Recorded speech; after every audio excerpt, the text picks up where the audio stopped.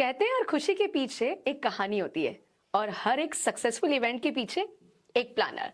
तो आज हम उन्हीं कहानियों को आवाज देने जा रहे हैं जहां मेहनत भी है और मैजिक भी। Hello and welcome to our show. मैं हूं आपकी एंकर आरजू प्रजापत।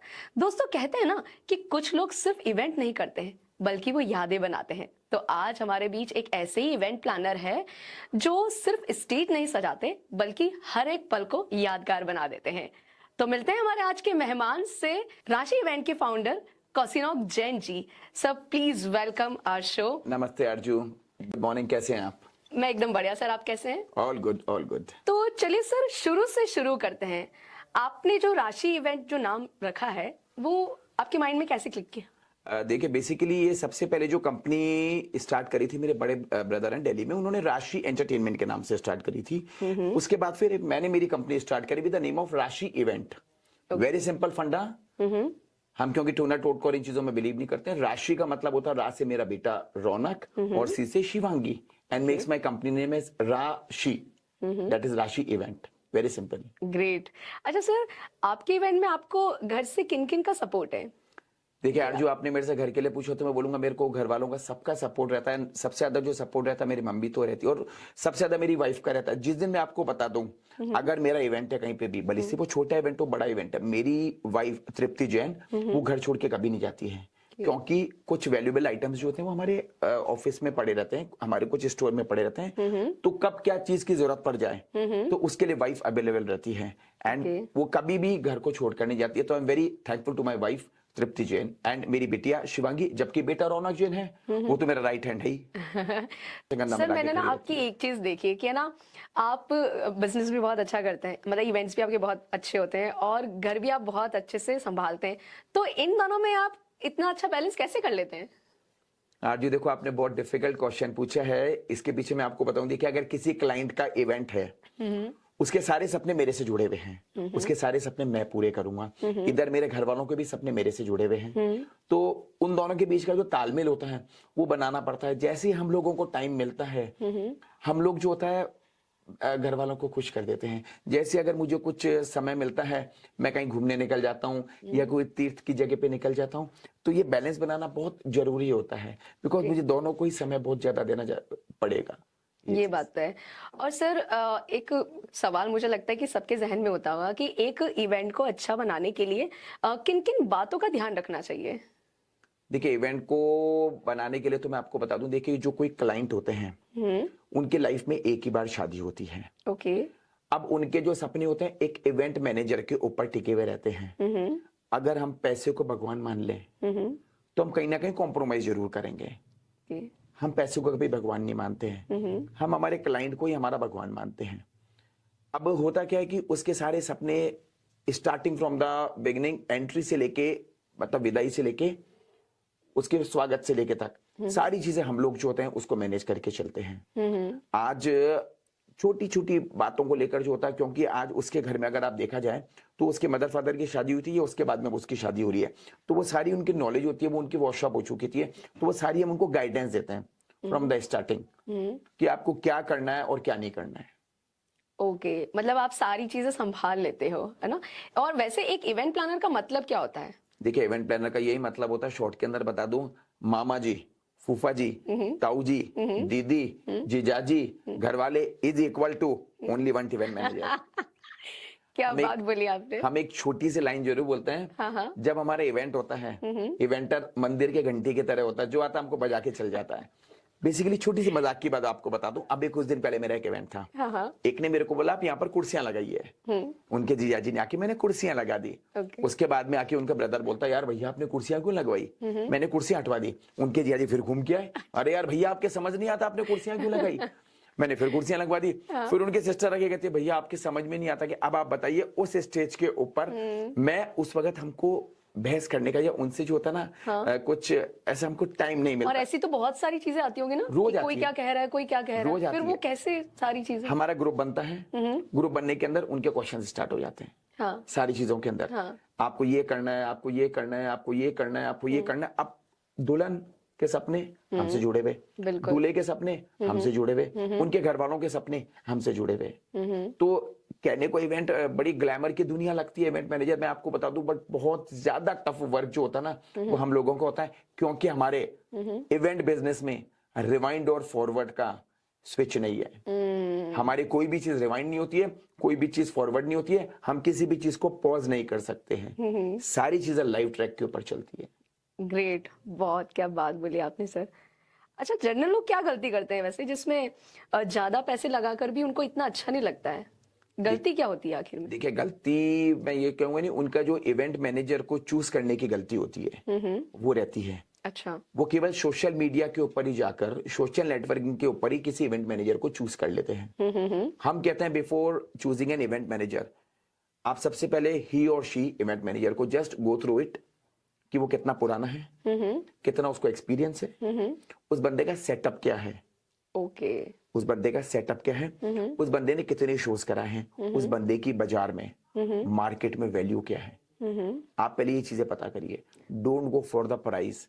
अगर कोई 50,000 एक्स्ट्रा भी दे रहा है, ये पता है, ये बहुत प्रॉब्लम्स आती है जहाँ तक मैंने, क्योंकि मुझसे भी क्लाइंट बोलते हैं कहीं इवेंट प्लानर ऐसे होते हैं कि वो शायद उनको बजट या कुछ ऐसा कुछ होता होगा तो वो उनको काम दे देते हैं और उसके बाद में वो बहुत पछताते हैं कि कैसा इवेंट प्लानर किया वो हमने। यही होता है। देखिए बेसिकली कि अब आपने थोड़ा सा, अगर हमने किसी को बजट 50,000 या 1 लाख रुपए ज्यादा दे दिया, वो सीधा स्विच ऑफ होके दूसरे के चले जाता है। बट आप सोचिए कि एक, अगर आप सेफ हैंड्स के अंदर हो, लाख रुपए भी अगर आपके ज्यादा लग रहे हैं, हम ज्यादा नहीं ले रहे हैं, हम केवल क्वालिटी की चीज ले रहे हैं, हम केवल बढ़िया चीजें ले रहे हैं, हम कोई भी चीज मतलब फेक कमिटमेंट से बिजनेस नहीं करते हैं। फेक कमिटमेंट्स कभी मत करो, चीटिंग कभी मत करो, किसी को आप जो बोलो वो करो। And we always make a very very big PDF my, वो जो पूरी जो बनती है हम उनको डिटेलिंग देते हैं, और काम होने के बाद क्लाइंट ऑलवेज थैंक्स हमको करता है। इसीलिए मैं आपको बता दूं आरजू, आज तक हम लोग 5 स्टार के ऊपर मेंटेन करे हुए हैं, एंड ऊपर वाले के आशीर्वाद से कोई भी चीज सक्सेस के लिए, मैं बता दूं, ऊपर वाले के बिना कोई भी काम नहीं होता है। बिल्कुल सही कहा। ऊपर वाले के आशीर्वाद से हम लोग आज तक 5 स्टार पे टिके हुए। हमारे ए से लेके Z customers all are very satisfied. Great, ये तो सर मैंने देखा है। अच्छा सर, ये बताइए कि with an event planner and without an event planner क्या फर्क पड़ता है? देखिए बिल्कुल ठीक कहा। अगर आपके पास पूरी टीम है, एक इवेंट प्लानर का सबसे बड़ा, मेरा टैगलाइन आपको बता दूं मेरे इवेंट की, जेब में हाथ डाल के आओ, जेब में हाथ डाल के जाओ, खुद की शादी में मेहमान बनो। नहीं तो होता क्या है, आज आपने बैंड वाले को किया, आपने घोड़ी को किया, आपने डीजे को किया, आपने मेकअप आर्टिस्ट को किया, आपने एंकर को किया, आपने डांस ट्रूप को किया, आपने लाइट वाले को किया, आपने फूल वाले को किया, आपने टेंट वाले को किया, फोन आपके यहीं पर ही लगा रहता, भैया कुर्सियां नहीं आई, भैया कुर्सियां ढंग से नहीं लगी, अरे फूल वाले को भेजो, फूल का क्या हुआ, भैया वरमाला का क्या हुआ, अरे भैया बैंड में आपने 21 आदमी की बात हुई थी तो 12 ही आदमी है। अब मालूम पड़ता है जिसके घर में शादी है वो पूरा डिस्टर्ब रहता है उसके बीच में। आज वी आर वेरी प्रोफेशनल, हमके पास पूरी टीम रहती है। तो अगर आप इवेंट प्लानर नहीं लोगे तो मैं ये 100% डेड श्योर हूं, विदाउट इवेंट प्लानर आपकी शादी सक्सेस नहीं जाएगी। या तो आप खुद काम करिए, आप शादी को एंजॉय करना छोड़ दीजिए और आप इवेंट के अंदर शादी करवाने में लग जाइए। अगर आप इवेंट प्लानर लोगे तो आपकी सारी हैसल्स, आपकी सारी टेंशन एक इवेंट प्लानर ने ले ली। नाउ आप फ्री रहिए। तो मतलब इवेंट प्लानर तो होना ही चाहिए हर wedding. Event planner is must आज की तारीख में, छोटा इवेंट हो या बड़ा इवेंट हो। आज एक क्लाइंट के पास में बहुत कम आइडियाज होते हैं, हम लोग बहुत लेटेस्ट रहते हैं, हम लोग के पास में सारे आइडियाज रहते हैं। हाँ, इसी से रिलेटेड मेरे पास एक सवाल है कि सर है ना, आपके ना इवेंट को लेकर क्या क्या प्लानिंग रहती है और आप कितना अपडेट रहते हैं, क्योंकि बहुत सारी चीजें नई नई आती रहती है मार्केट में। देखिए मैं आपको बता दूं, इवेंट के बहुत ज्यादा हम लोगों को अपडेट रहना पड़ता है, और लोगों को जो मेरे नोन है, मैं कई बार स्टेटस पे भी लगाता हूँ कि आई रेयरली रीड व्हाट्सएप मैसेजेस, क्योंकि हम लोग अपडेट के अंदर रहते हैं। हमको कोई भी प्लानिंग करने के लिए, अगर कोई बिग वेडिंग है जिसके अंदर इंक्लूडिंग एवरीथिंग है, तो उसमें हमको 3 महीने लगते हैं। वेन्यू के ऊपर जाना, वेन्यू के ऊपर प्लेसमेंट करवाना, वेन्यू के ऊपर कैसी होगी, एंट्री किस जगह होगी, ब्राइड का क्या रहेगा, दूल्हे का क्या रहेगा, उनकी वरमाला किस जगह होगी, उनका उस वक्त वेदर कैसा रहेगा, उस वक्त जो उनके एंकर का जो सिलेक्शन होता है, डांस ट्रूप का जो सिलेक्शन होता है। अब मेन बात जो हम आते हैं उसकी फैमिली, कि उनकी फैमिली रिलीजियस है या मॉडर्न फैमिली है, उसमें कर, अगर मैंने कोई रिलीजियस फैमिली के ऊपर मॉडर्न कंसेप्ट दे दिया तो उनको पसंद नहीं आना, और मॉडर्न कंसेप्ट के अंदर अगर मैंने कुछ रिलीजियस दे दिया तो भी उनको पसंद नहीं आ रहा। तो उस फैमिली को पढ़ना, उस फैमिली को रीड करना, और उसके बाद उनके लिए इवेंट करना, ये सबसे हार्ड टास्क होता है। बहुत टाइम लगता है इसके अंदर। ओके, और सर जैसे मैंने देखा है कि है ना, जो अपनी ड्रीम वेडिंग प्लान करते हैं उसमें वो बहुत सारी चीजें ना स्क्रीनशॉट लेते हैं गूगल से कि मुझे ऐसा चाहिए डेको, ऐसा चाहिए डेको। तो मुझे लगता है कि आप भी उस पे सजेशन देते होंगे कि इससे अच्छा ये हो सकता है या फिर इससे देखिए अच्छा हम ये क्या हो करते सकता हैं, है। सबसे पहले तो उनसे ये बोलते हैं कि सर गूगल से शादी नहीं होती है, आप प्रैक्टिकल लाइफ में आइए। एक एप्लीकेशन है, उस पर सारी फोटोग्राफ्स अवेलेबल रहती है, बट वो 100 टाइम्स आपको बताऊं आरजू में, उसको उन लोगों ने जो होता है चेंज किया हुआ रहता है, उसके कलर्स चेंज रहते हैं, उसकी सारी चीजें चेंज रहती है, उसके जो इफेक्ट होते हैं वो चेंज रहते हैं। अब वो ओरिजिनल में तो आपको दिखने नहीं है, आपने तो उसको अपना पूरा डिजिटल करके एडिटेड कर दिया है, अब ओरिजिनल में तो दिखना नहीं है। तो वी ऑलवेज सजेस्ट कि आपको कौन सी चीज अच्छी लगनी है। ओके, कस्टमर जरूर फर्स्ट मीटिंग में थोड़ा सा अनॉयड रहता है, बट लास्ट के अंदर आई एम डेड श्योर मुझे 5 स्टार लेके जाता है। I love 5 star. हाँ, तो मतलब सजेशन देना जरूरी है ना वो गूगल सजेशन से। मत, जो बंदा आपके पास आ रहा है वो जीरो है, उसके घर में शादी हो रही है, उसको कुछ भी पता नहीं है। क्योंकि वो जैसे आसपास के लोग होते हैं ना, वो काफी उन्हें राय देते हैं कि आप है ना ऐसे करना, ऐसे करना। तो इसलिए इवेंट प्लानर जो सजेशन देता है उसका मानना चाहिए कि ये हो सकता है, ये हो सकता आपने है। बिल्कुल सही क्वेश्चन पूछा आरजू की, जो आसपास के लोग होते हैं वो ये बोलते हैं आप इससे इवेंट प्लानर से करा लो, इस इवेंट यस। प्लानर से करा लो। मैं कहता हूँ इवेंट प्लानर चूज करना सबसे बड़ा हार्ड टास्क होता है। फिर मैं रिपीट करूंगा आरजू की, इवेंट प्लानर उसको करना जिसको बहुत अच्छा एक्सपीरियंस है, हाँ। जिसका सेटअप है, जिसका मार्केट में नाम है। ऐसा नहीं है वो आपका शो बंद करके आपकी लाइट्स बंद कर दे और बोले साहब मुझे तो पेमेंट दो, मुझे तो पेमेंट चाहिए, मेरे पास तो पेमेंट ही नहीं है। कभी नहीं, हम हमारे क्लाइंट से कभी भी आगे होकर पेमेंट नहीं मांगते। हम we always say to the client, मेरे सारे आपके लोग सुन रहे होंगे, कि आपके पास जब मर्जी हो जब हमको पेमेंट देना। ओके, ऐसा कुछ भी नहीं होता है। अच्छा सर, ये इतने सारे इवेंट्स करते हो तो आपका सबसे यादगार इवेंट कौन सा रहा है?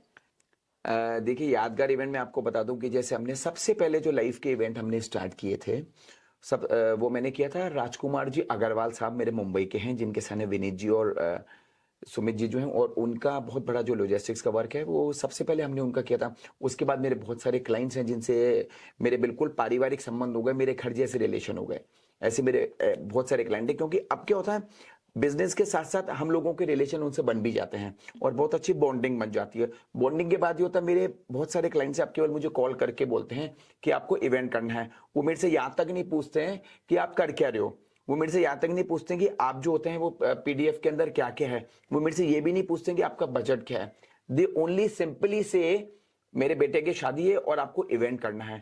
मैं इनसे पूछता हूँ बजट, बोले बजट आपकी जो मर्जी हो ले लेना। मैं पूछता हूँ करना क्या, वो आप जानो।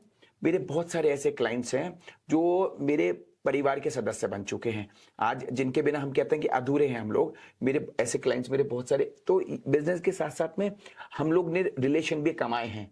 बिजनेस के साथ साथ हमने हमारे व्यवहार से जो होता है आज रिलेशन, कुछ क्लाइंट्स को हमने हमारे परिवार का सदस्य, उन्होंने भी हमारे को अपने परिवार का सदस्य बना लिया है। इतना ट्रस्ट है, they never ask about the budget, they never ask about the anything. उनको इतना, बहुत सारे क्लाइंट्स हमारे ऐसे, उनको हमारे पे ट्रस्ट है। अच्छा सर, एक इवेंट प्लानर का क्या क्या फंक्शन करता है, मतलब एक इवेंट प्लानर क्या क्या फंक्शन करता है और उसमें कितना इन्वेस्ट करना पड़ता है आपको एक इवेंट को स्टार्ट करने के लिए? देखिए मैं आपको इन्वेस्ट का तो यहाँ पे बता नहीं सकता हूँ, बट हाँ एक मोटी रकम लगती है। अभी जैसे लेटेस्ट एसएफएक्स का जो होता है, एक लेटेस्ट एसएफएक्स इफेक्ट होता है। एक इवेंट प्लानर को अगर कोई इवेंट स्टार्ट करना चाहता हो तो उससे बोलूंगा पहले आप ट्रेनिंग लो। तो इवेंट प्लानर को सारी नॉलेज होनी चाहिए ना, जैसे डीजे मैं और आपको बता सबकी दूं, अब चीजें। आपने मेरे से पूछा तो मैं आपको बता दूं कि इवेंट प्लानर को क्या क्या होना चाहिए। देखिए हमारे कुछ होते हैं, सबसे पहले होती है RSVP, hospitality, logistics, decor, production, event. ये मेजर जो चीजें होती है वो इसके अंदर होनी चाहिए। लॉजिस्टिक्स पार्ट जो होता है टू वेलकमिंग द गेस्ट, उनको लेना, उनको छोड़ना, प्रॉपर सूदिंग जो होती है ना, उनको ये करना। आरएसवीपी के अंदर उनको जो होता है पूरा का पूरा आपको बताना कि आप कि कब कब फंक्शन है, आप कब आ रहे हैं, आपको लेने के लिए गाड़ी कब भेजें, कौन कौन सी क्या चीजें हैं, तो ये सारी चीजें करनी पड़ती है। अगर कुछ ड्रेस कोड है तो उनको हमको बताना पड़ता है, अगर वो चाहते हैं तो हम उनके ड्रेसेस भी बनवा देते हैं। उसके बाद के अंदर होता है कि जैसे वेलकमिंग और hospitality. Hospitality is the most part, मतलब सक्सेस पार्ट जो होता है इवेंट करने के लिए। आपको बता दूं, सबसे पहले अगर आप कस्टमर को हॉस्पिटैलिटी देंगे, उसको जो चाहिए वो देंगे। इवेंट लाइन के अंदर नो वर्ड कभी यूज नहीं होता है, इम्पॉसिबल कभी यूज नहीं होता है, बिकॉज आपको जब वो पे कर रहा है तो उसके सारे सपने आपसे जुड़ गए हैं। एग्जैक्टली। वो आपसे कभी भी नो नहीं सुनना चाहेगा। बिल्कुल। क्लाइंट की जैसे हम उनसे पूछते हैं कि ब्राइड से पूछते हैं कि आप अपने फ्लावर्स बता दीजिए, हमको जो ब्यूटिशियन को चाहिए वो उस वक्त नहीं बताती है। 3 बजे जब उनको फ्लावर चाहिए, उनका फोन आता है कि प्लीज आप ये फ्लावर अरेंज कर दीजिए। We never say no. Mister Raju मेरी कंपनी के अरेंज करते हैं। हाथों हाथ हमारे पास में 2 पोर्टर्स रहते हैं मोटरसाइकिल पे बंदे। अच्छा। हम रखते हैं, हम हाथों हाथ उनको भेजते हैं ओके। कि आप फटाफट से लेकर आओ। ये बहुत अच्छी चीज बताई आपने, क्योंकि ऑन द स्पॉट बहुत सारी चीजें होती है जो उनको चाहिए होती है। कभी कभी पान भी उनको चाहिए होता है, या कुछ ना कुछ ऐसी छोटी छोटी चीजें बहुत चाहिए सारी होती है। चीजें, तो बहुत ये सारी अच्छा चीजें। आइडिया ना, इसे आप वो रखते हो। मेरे पास एक, आपको बता दो, एक हमने बबर सिंह के अंदर काम किया। रात को हम 2:30 बजे सोए, 5 बजे क्लाइंट का फोन आता। और मैं आपको एक चीज और बता दूं, आपको अगर सक्सेस होना है, कभी भी आप फोन कॉल्स को ऑफ मत करो। आपके जितने भी, अगर आप बिजी हैं कोई बात नहीं, आप वापस कॉल कर लो। मैं आपको मेरे सक्सेस का बता दूं, मैं सारे फोन कॉल्स रिसीव करता हूं। कभी भी कोई ऐसा नहीं मिलेगा क्लाइंट जो बोले कि आप मैंने फोन नहीं उठाया। 1000 कॉल्स आता है मेरे को। जिस दिन इवेंट होता है 1000 से ज्यादा मेरे पे कॉल्स होते हैं। मैं सारे कॉल्स को रिसीव करता हूं and I give a very proper response to each and everyone. आप लोग जो मेरे क्लाइंट्स भी कुछ सुन रहे होंगे, आपको ही बताऊंगा, आई बहुत proper response. We are very commercial, we are very professional towards our client. ये चीज, उनको कॉल्स उठाना जरूरी ही होता है। अगर आप नहीं उठाओगे तो थोड़ा सा अनोर्मल। हम अगर बिजी हैं तो भी ऑलवेज सीज कि मैं आपको वापस कॉल करता हूं। एग्जैक्टली, या। अच्छा, एक इवेंट में क्या क्या चैलेंजेस आते हैं? देखो चैलेंजेस आरजू आपको बताऊं, आप मेरे साथ 31 तारीख को थे जी। शो के अंदर। मैं आपके लिए भी अप्रिशिएट करूंगा। 31 तारीख को आप एंटर किए, मैं भी थे उस दिन। अगर सबको ध्यान होगा 31 जनवरी को बहुत तेज हम लोग खड़े थे, एकदम से तेज बरसात आ गई। मेरा पूरा सेटअप संगीत का 31st of December. No 31st, I am talking about this 31st of Jan को, जो आपने मेरा इवेंट किया था। ओके, या हाँ हाँ हाँ हाँ। उसके अंदर 31 दिसंबर को भी आया था। 31 अभी जैन को रिसेंटली बता रहा हूँ। उसके अंदर एकदम से खड़े थे और एकदम से बहुत तेज बरसात आ गई and Aarzoo was also there with me. 6:30 का टाइम, 7 बजे संगीत स्टार्ट होना है। हाँ। सारी चेयर्स गीली हो गई, पूरा सेटअप, पूरा का पूरा सेटअप नहीं हो गया। मेरी team, I am always thankful to mister Raju and mister Ugam of my team. मैंने हाथों हाथ टीम ने उनको पहले ढका, उसके बाद बरसात रुकी, उसके बाद हमने वापस सेटअप लगाया। 7:10 पे everything was perfectly on the top knots. And I really appreciate Aarzoo आपको भी कि उस वक्त आप भी गीले हो गए थे। एंड एक अच्छे एंकर के जो गुण जो होते हैं वो आपके अंदर ये तो है ही। You don't care for the health, you always care for the client. Thank you. बिल्कुल, वो होता है ना, आपने जैसे कहा कि सपने जुड़े होते हैं, तो बस मुझे भी ये लगता है कि ब्राइड एंड ग्रूम और पूरा परिवार के सपने जुड़े होते हैं एंकर से, तो ऑब्वियस है 100 से 200% देना बहुत जरूरी है। Agree with you. अच्छा सर, ये बताइए कि अभी बड़ा ट्रेंड चल रहा है ना डेस्टिनेशन वेडिंग का, so what is the difference between normal wedding and destination wedding? देखिए लोगों को ये कंसेप्ट बिल्कुल भी पता नहीं है कि डेस्टिनेशन वेडिंग, और आपका बहुत अच्छा क्वेश्चन है आरजू कि what is the meaning of the destination wedding and normal wedding. देखिए नॉर्मल वेडिंग जो होती है उसके अंदर जो गेस्ट होते हैं वो सब तरफ से आते हैं। डेस्टिनेशन वेडिंग का मतलब होता है इन हाउस। आप जब एक बार मॉर्निंग में एंटर कर गए, बाहर से कोई गेस्ट नहीं आता है। जैसे सपोज करिए आप कोई रिसोर्ट के अंदर जाते हैं, अगर आपके 250 लोग हैं तो वो 250 लोग ही रहेंगे फ्रॉम द स्टार्टिंग टिल विदाई तक। बाहर के लोकल गेस्ट को नहीं बुलाया जाता है। यहाँ के लोग अजमेर वाले पुष्कर में कर रहे हैं, फिर हम बोलते हैं मैंने डेस्टिनेशन वेडिंग करी, तो वो डेस्टिनेशन वेडिंग कहाँ से हुई? आपके 250 लोग हैं और सेम वेडिंग के दिन आपके 1000 लोग बाहर से आ रहे हैं, तो it's not a destination wedding. वो तो एक लोकल जो जनरल वेडिंग होती है वो हो गई। वो डेस्टिनेशन वेडिंग का मतलब होता है कि जो 250 लोग आ रहे हैं, 300 लोग आ रहे हैं, 400 लोग पूरी मस्ती के साथ, पूरे मजे के साथ वो एंटर कर गए। अब वो के वो लोग जो होते हैं लास्ट में गएंगे, जिनसे हमारी सब लोगों से हमारी को बॉन्डिंग बन जाती है। This is the difference between the normal wedding and destination wedding. Okay. And मैंने सुना है कि आप पब्लिक इवेंट्स भी बहुत कराते हैं, तो कौन कौन से पब्लिक इवेंट्स? आज देखिए मैं पब्लिक इवेंट्स भी आपको बता दूं, जो हम कुछ सालाना इवेंट करवाते हैं। हम एक करवाते हैं मार्केट से जो प्रतियोगिता जो अजमेर में नहीं होती थी, हम पिछले 10 ईयर से करवाते हैं। एक हम करा रहे हैं टीच केयर हम फोटोग्राफी जो 18 ईयर हम रेगुलरली करा रहे हैं, जिसमें गोल्ड और सिल्वर के प्राइजेस स्टिल अभी तक हम लोग देते हैं, जो लैक्स में होता है। सब चीजें फ्री ऑफ कॉस्ट होती है। हम उसमें माता रानी बनो प्रतियोगिता भी कराते हैं, हम कृष्ण मनो भी कराते हैं, जिसके अंदर 400 से प्लस कृष्ण मनो जो आते हैं वो हम लोग कराते हैं। तो ऐसे कई कंपटीशन, कुकिंग कंपटीशन भी हम कराते हैं। और आपको बता दूं कुछ हाइलाइटेड इवेंट्स भी हम लोग के होते हैं। जैसे आपको बता दूं एक हाइलाइटेड इवेंट हुआ था, हेलीकॉप्टर से जो एक बेटे हाँ, की इच्छा थी, हाँ वो काफी वायरल हुआ वो था। मैंने किया था। उसके बाद मैंने लिमोजिन के अंदर से जो वो थी एक की हमने वो रिटायरमेंट करवाया था। तो इस तरीके से जो थी ना, एक हमने करा था जिसके अंदर हमारे टोटल मिला के 101 कार्स जो थी, और एक पूरी 1 किलोमीटर की जो लंबी बारात थी, मिस्टर हरीश की जो मैं दुबई के थे उनके हमने करी थी। तो ये जो पब्लिक इवेंट होते हैं जिससे बड़ा हाईलाइट मिलता है, लिमोजिन 32 फीट की लिमोजिन अजमेर के अंदर हेलीकॉप्टर से विदाई हो रही है हमारे कुछ हैं, और एक हमने चांद के ऊपर जो जमीन दिलाई थी वो भी हम लोगों ने इवेंट किया था। हाँ। These are the highlighted events जो हम लोग पब्लिक इवेंट्स हम लोग करते हैं ये चीज। सर आपकी ओल्डेस्ट इवेंट कंपनी है, तो आपने इवेंट कब और कैसे स्टार्ट किया? देखिए मैंने इवेंट स्टार्ट किया था 2004 के अंदर। मैं दिल्ली से सबसे पहले जो एयर कार्टून्स आते हैं वो लेके गया था। मेरे पास वो एयर कार्टून्स थे 90,000 के, मेरे पास 86,000 रुपीज ही थे, including the bank, including the everything. कोई गोल्ड सिल्वर कुछ भी नहीं था मेरे पास। तो 4,000 रुपए मैंने मेरी वाइफ तृप्ति से उधार लिए थे। अच्छा। और आपको आरजू पर्सनल चीज बता दूं, वो 4,000 रुपए मैंने आज तक उसको लौटा ही नहीं है। जब से मैंने स्टार्ट किया था। This is the bond of love. This is the bond of, you can say like this. उस वक्त हम लोग कार्टून्स क्या करते थे, हमारे बंदे खड़े होते थे, फूल फेंकने का काम करते थे। तो इस तरीके से जो स्टार्टिंग जो थी वो इवेंट की वो होती थी। और आपको बेस्ट पार्ट आपको बताऊं, लोग एंकर और कोरियोग्राफर में अंतर नहीं जानते थे। ओके। हम एंकर उनको बोलते थे तो उनको वो समझ में आता था कि स्विच है एंकर का, अच्छा। और वो एंकर को बोलते थे आपके कोरियोग्राफर कब आएगा अनाउंस करने के लिए। अच्छा। उनको ये डिफरेंस भी समझ में नहीं आता था। ओके। अच्छा, किसी भी इवेंट के सक्सेस के पीछे क्या राज है? देखिए इवेंट के सक्सेस के पीछे मैं आपको बता दूं, राज होता है ऑनेस्टी।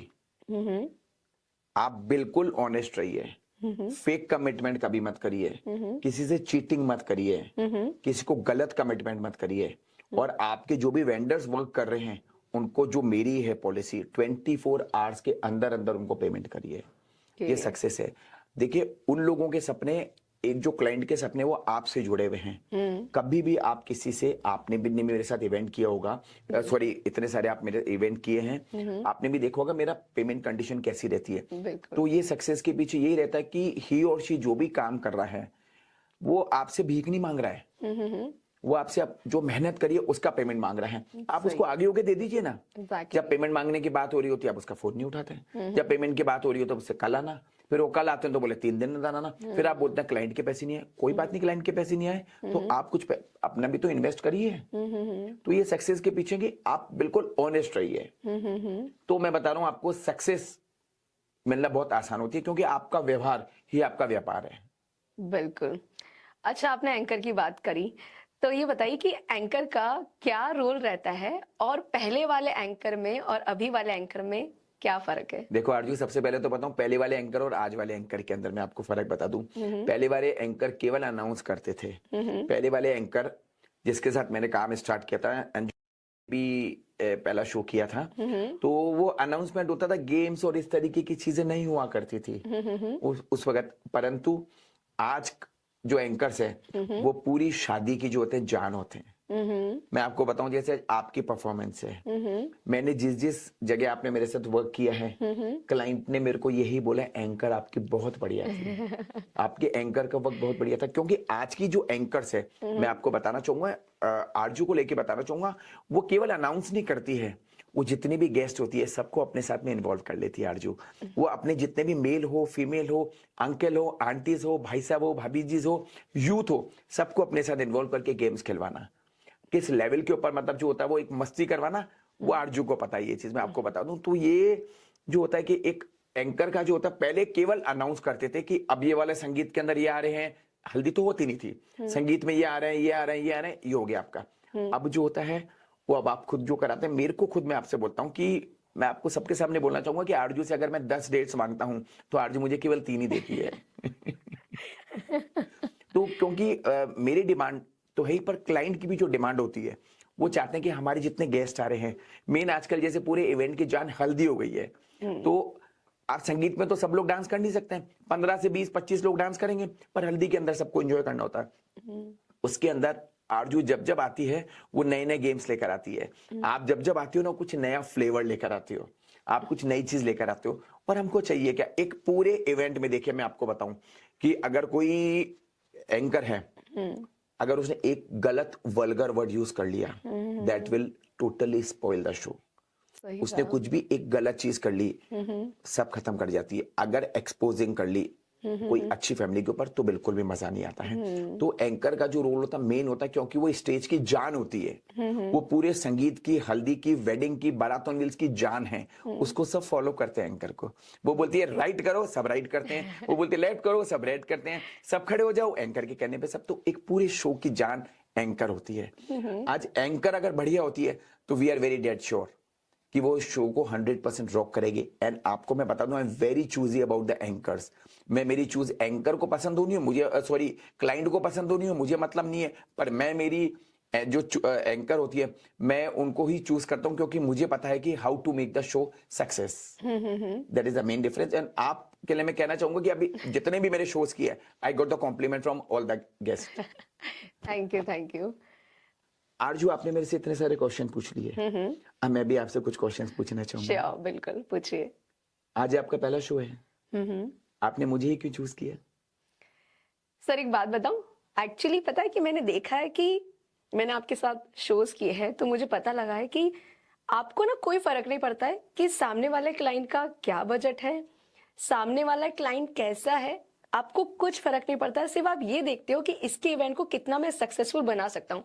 आप अपनी तरफ से भी बहुत एडिशनल चीजें करते हैं, ये मैंने देखा है क्लाइंट को खुश करने के लिए। तो सच वो जो होता है वो एक बॉन्ड होता है और एक वो सच्चाई होती है, वो सर मुझे लगी कि आप पूरा अपना 100% देते हैं क्लाइंट के लिए कि इनको खुशी होनी चाहिए, क्योंकि वेडिंग सर एक बार होती है और माता पिता का ना सपना होता है बच्चों की वेडिंग का, तो वो सर आप पूरा कराते हैं। इसलिए मुझे लगा कि मैं पॉडकास्ट आपके साथ करूं। Thank you very much, thank you very. अब मुझे आप बताइए, जी। आपके भी जो बजट जो होता है शोज का, कुछ बजट कम भी होता होगा कुछ। और मैं आपको एक बार बताना चाहूंगा कि अभी हम लोगों ने 31 दिसंबर हमने मानसिंह के अंदर इवेंट किया था, 2000 वेलकमिंग 2026। सेम डे मैंने आरजू को वेलकमिंग 2027 मैंने आरजू को बुक कर दिया 1 साल पहले। This is a trust on the anchor. 1 साल पहले। एंड मैंने अभी आरजू को दिसंबर की 3 डेट्स जो होती है वो बताइए, बिकॉज जो एंकर वो हमारी प्रोफाइल देखते हैं, सब कुछ कहते हैं यार ये एंकर बहुत बढ़िया है। हमारे साथ साथ में जो क्लाइंट की जो चॉइस होती है ना, client is also very choosy. He और शी वांट्स हमको शो रॉक चाहिए। तो आप मुझे बताएं आरजू की, आप करते हैं कोई कम बजट का भी शो आता है? बिल्कुल आता है। आप वो करते हैं?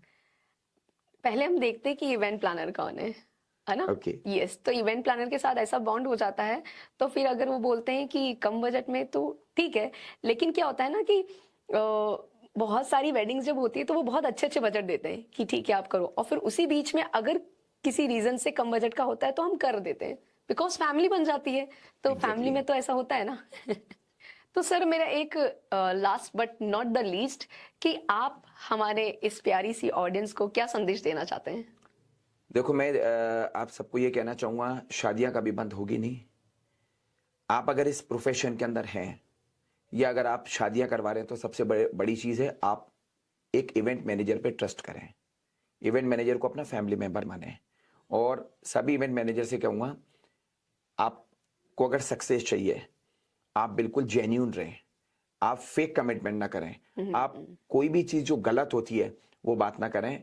एंड पेमेंट के लिए कभी भी आप किसी भी क्लाइंट को आप प्रेशराइज ना करें। क्लाइंट अगर वो पैसा खर्च करा तो आपका पैसा देकर जाएगा, कोई क्लाइंट पैसा लेकर नहीं जाता है। अगर आपने फेक कमिटमेंट किया, आपने उसको जो पीडीएफ बनाई और वो चीज नहीं दी, तो 100% वो पेमेंट काटेगा। तो उस आपको जो उसने आपने पीडीएफ उसको बनाई है, तो आप उसको वो की वही चीजें देवें, तो वो क्लाइंट आपको पेमेंट तो देगा ही देगा, ऊपर से जो होती है वो आपको कुछ रेम्यूनरेशन जो होता है, और या फिर आपको जो ऊपर से जो होता है एक अच्छा सा रिवॉर्ड भी देकर जाएगा। ये मुझे 100% डेट होते हैं। तो सक्सेस अगर आपको चाहिए तो कभी चीटिंग ना करें, जो कमिटमेंट किया उसको पूरा करें। और जो भी लोग हैं, जो वेंडर्स हैं, उनको आप 24 आवर्स में पैसा दें। तो मैं बता रहा हूं आपको सक्सेस आपके कदम चूमेगी। So thank you so much sir कि आपने अपना कीमती वक्त दिया हमें। Thank you sir. Thank you Arzoo, thank you very much, Thank thank you. You very much.